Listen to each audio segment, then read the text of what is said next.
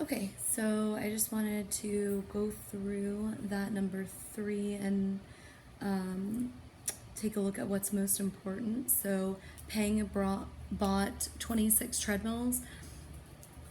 So, I'm just going to mark that out, 26 treadmills. And they cost $1,344 each. So you would definitely want to be underlining that in your, oh, and this is 34. In your book, you want to be underlining it. Then she bought 19 stationary bikes for $749. So 19 bikes. Again, I'm just writing this out because it is very important that we think about what we're looking for. So these are things I'd be circling. Those were $749 each. Write an expression and then solve. How much did she spend on her new equipment? So the one of the expressions would have to be 1,334 times 26. Right? This would give us the information for the treadmill. And then another expression would have to be 749 times 19 would give us the amount that she spent on the bikes. We would then have to take the total amount from the treadmill and the bikes and add those together.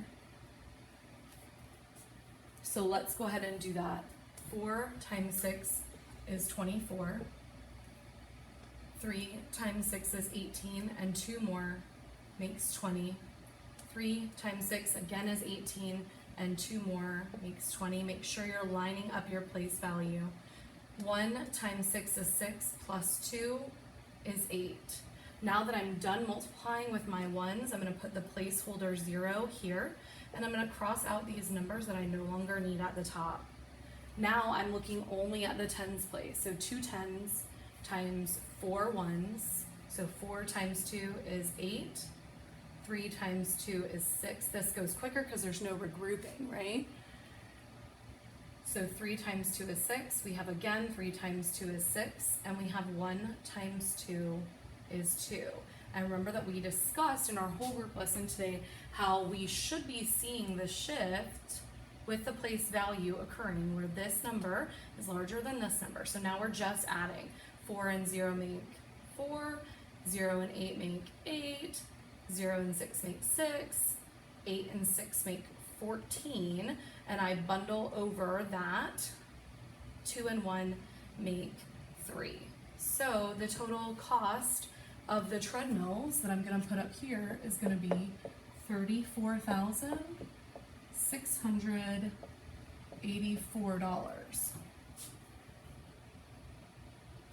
Now I'm going to multiply for the cost of those bikes. 9 times 9 is 81.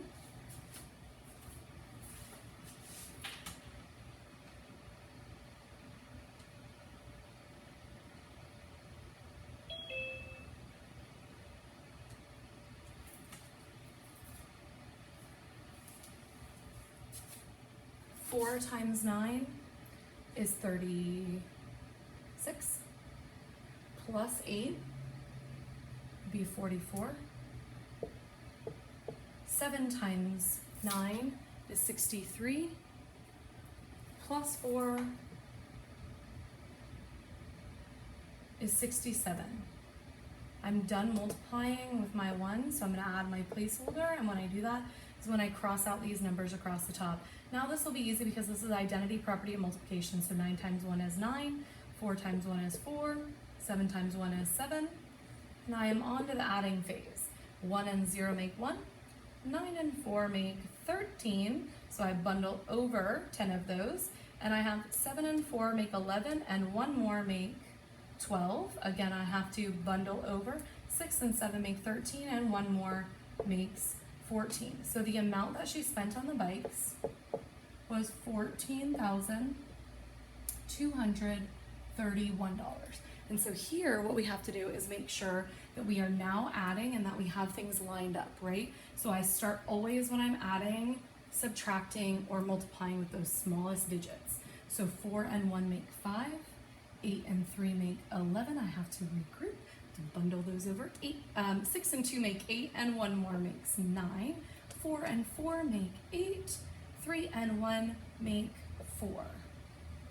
So what is the total cost that she spent on all of the equipment?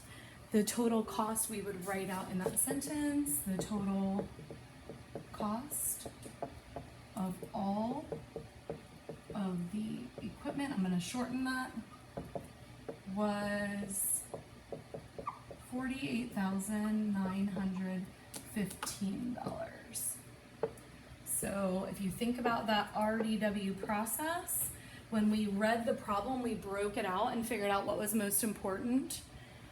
We drew it out. Remember, drawing it out can be writing out equations or drawing like we did earlier with a tape diagram.